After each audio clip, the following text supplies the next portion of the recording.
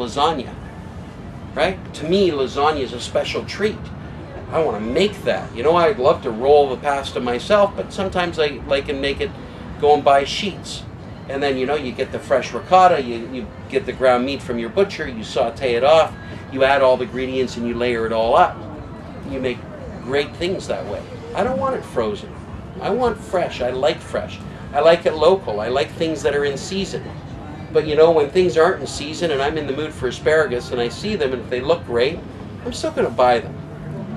Because I have to be selective of the quality that I'm looking for. I don't shop in one store. I probably have 5 or 6 stores that I go to. And I'm very particular where I buy my meat. I'm very particular where I buy my seafood. I'm very particular where I buy my chicken. And those are things that you have to develop and learn of what do you want? What do you want to put in your body? What do you want to eat? How do you want to do it? Everybody's a little bit different.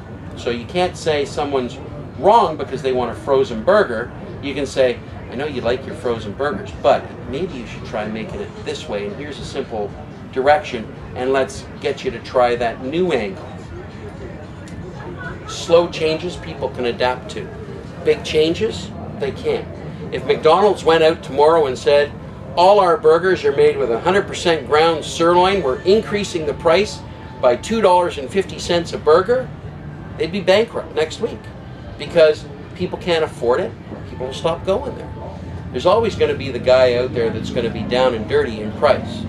You hope that the big corporation chains spend a little bit of time and money, one, not just on marketing, which they do, but they also spend it on R&D. And I can tell you from experience with a company like a McDonald's, they spend millions and millions and millions of dollars on R&D. R&D tied in with marketing. What's going to sell? But they test and they look and they try and find a good bun and they try and find this. It might not be the healthiest when it's fried. But here in Toronto, you go to the Burger's Priest and they make a fantastic burger. They grind their meat in-house every day.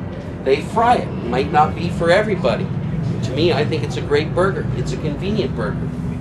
I can't do that at home. I don't have that big griddle in my backyard. And I don't want to stink up my house with the smell of frying meat that way. I like to go outside. So you look for the conveniences that are there. You know? Find a Subway chain or a sub chain that makes great subs using premium ingredients.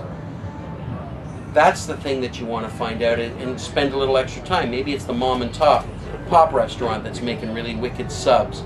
Maybe they're buying premium sliced meats or they're slicing it in-house. Maybe all their sandwiches are done with the prosciuttos and the soppressettas and the pancettas and things, or house-cured salami.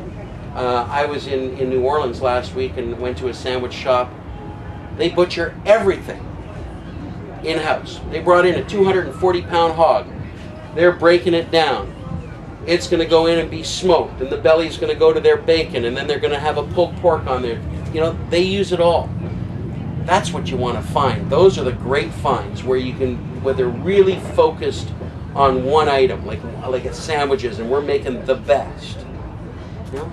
I'd rather go to fast food or specialty than middle of the road quick service, because the quick service guys are trying to be fast food, but they're also trying to be fancy, and you can't be both. Be one or the other. McDonald's knows who they are and what they do, and they do a very good job at doing that. As a consumer, you have to understand what you're getting. There's some items that are very healthy, some items that aren't. You're going to have that mix on the menu.